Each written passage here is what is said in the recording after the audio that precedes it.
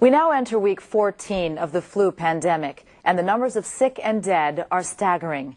Our nation mourns the loss of 96,000 lives as we struggle to care for nearly 5 million sick. Experts predict the number of Americans who die may ultimately reach 2 million. Globally, over 500 million have become ill, and more than 21 million have died. This pandemic is testing our national character, and it's had a profound impact on every American community.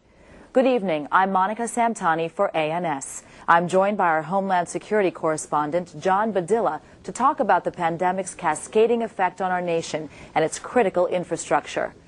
John, you've just returned to Washington after traveling to some of the hardest hit areas with the President and the Secretary of Homeland Security. That's right. I must tell you, I've never covered an event with such a widespread and devastating impact. This pandemic seems to have touched every facet of American life. Despite the best efforts of countless thousands struggling to minimize the pandemic's social and economic impact, the situation continues to deteriorate. In what ways? Well, the most immediate impact of the pandemic was the surge in demand for medical services.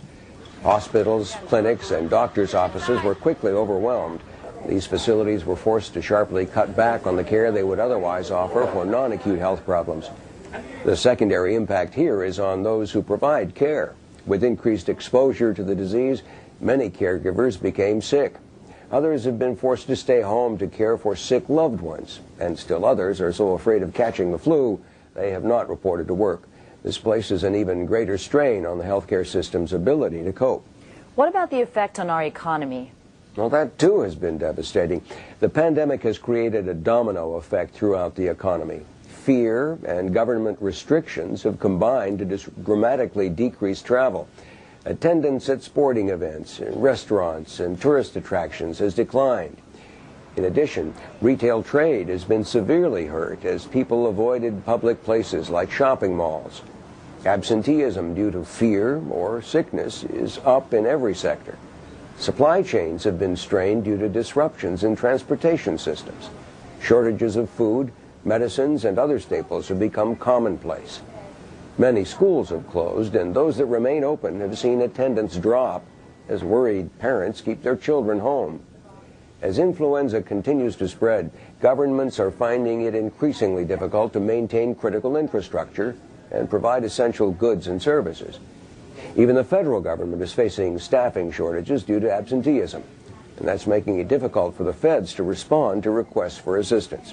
Is this why cities across the country appear to be essentially closing down? Partially, but often decisions to close schools, place non-essential employees on leave, or secure transit systems have been made in an effort to slow disease transmission or to relieve pressure on overburdened systems.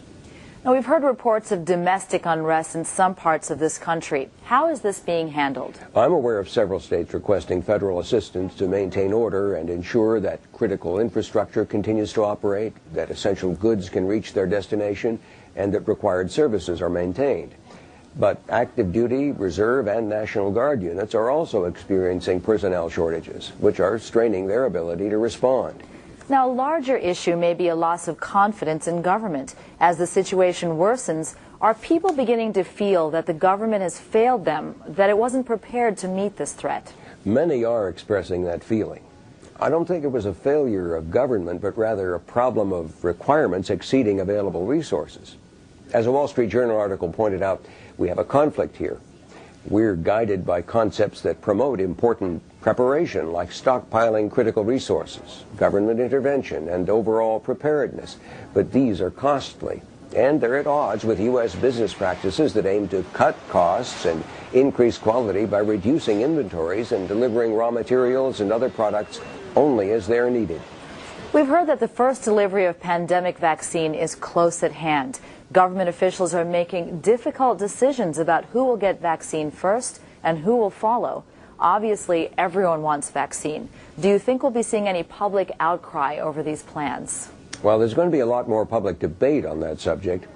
If officials don't make a compelling argument why those decisions are in all of our best interests, that could erode public confidence and raise issues of fairness. We'll have to follow that closely. Okay. Thank you, John. As we've examined the pandemic's effects on the economy, we've been reporting expectations of a 3 to 5% decline in the gross domestic product. When we come back, we'll hear what the White House is doing to mitigate the long-term impact. Stay with us.